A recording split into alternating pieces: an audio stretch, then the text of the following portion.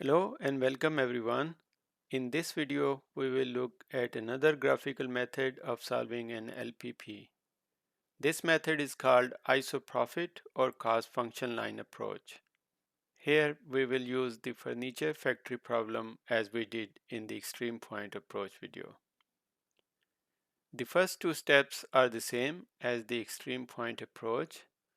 That is, we draw all constraints in the x1, x2 plane and identify the common region or feasible region.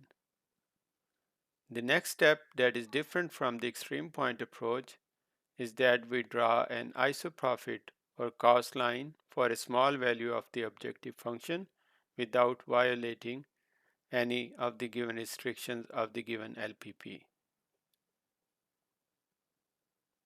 As in the extreme point approach, we find the common or feasible region for all the constraints.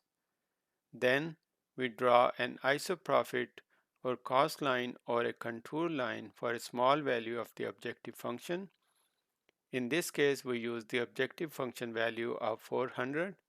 As we can see, in an iso line or a contour line, the function value remains the same for all points on the line.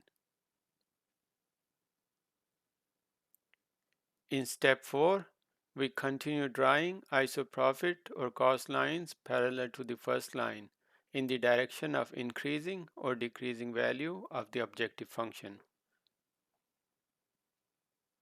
So we draw the first line, then we observe that we can still increase the objective function and stay inside the feasible region. So we draw many parallel lines until we hit the edge of the feasible region.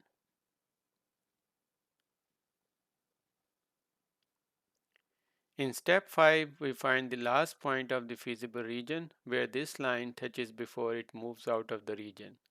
At this point, the value of the iso line is maximum and therefore this point is the optimal solution. So we have the contour lines or iso lines plotted. This is the feasible region and we can see the last point where an iso line touches the feasible region is 2414.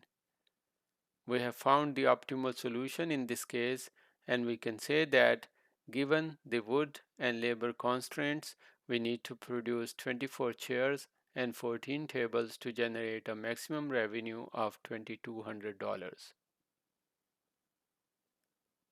I hope you like this video. Please subscribe to my channel and thanks for watching.